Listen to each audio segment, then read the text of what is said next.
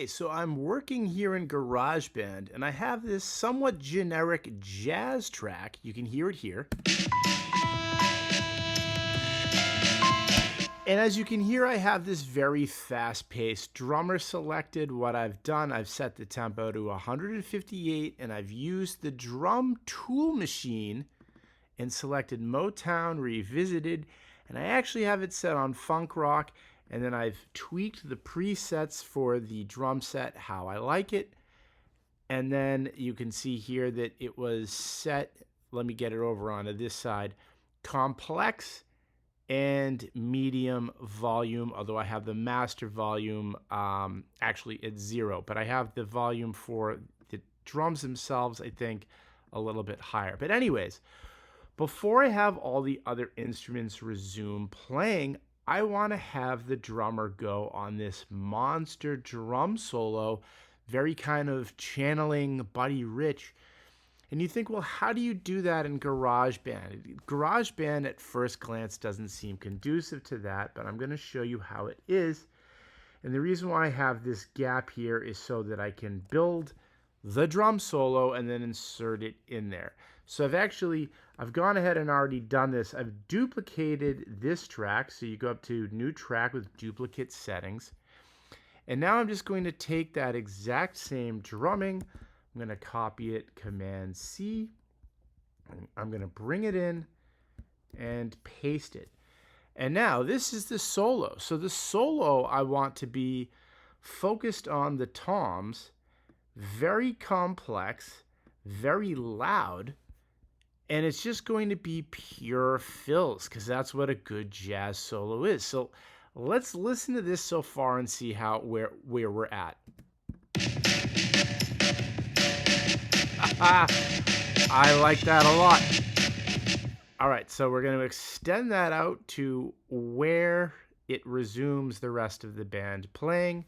I've even got audience clapping in here that I custom did myself. I just did myself clapping 12 times to make it like it's a club for when he finishes his solo. But we need to add more nuance to this to make it good. So what is happening when a jazz drum solo goes on? Well, the drummer's going to get louder.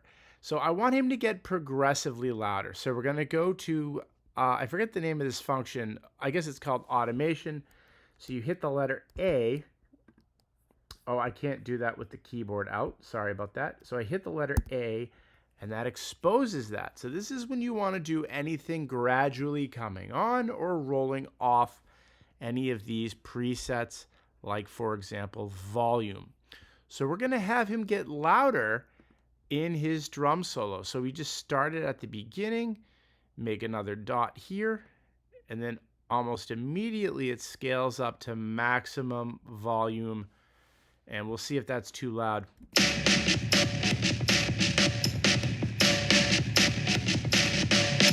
That's great. Get it nice and loud. Okay, perfect. So now how do we add more nuance to this where it's not just the drum machine, and I'm going to close that out, hit the letter A again. We don't want just the drum machine repeating itself ad nauseum. What GarageBand has always allowed you to do is in a new track, you can select not the drummer tool, but a MIDI that you can play of any of the drummer presets. So I'm going to open up MIDI. Pardon me, that's actually in Drum Kit. So here we go here, and then you hit Command K to bring up.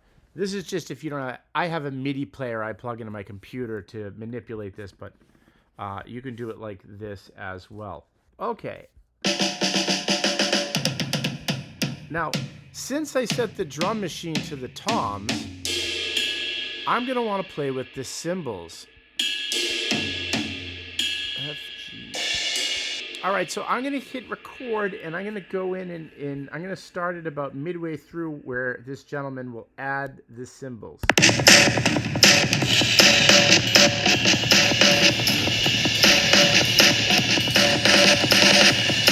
And I'm going to speed it up at the end of the solo, of course.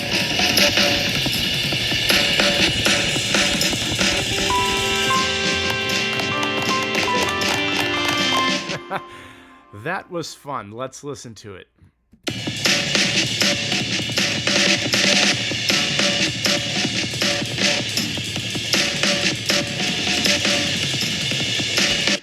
By the way, if you want to make your timing better, and I might already have it set this way, you're going to go to the quantizer. So you hit the pen and then select the track, time quantize. Let's do 16th notes.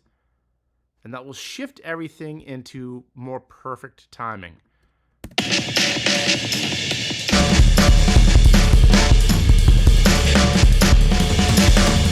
And let's add a little more volume to those cymbals.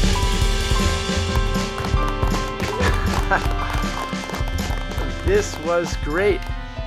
All right, folks, as always, if you have any questions, please put them in the comments. And as always, thank you for watching.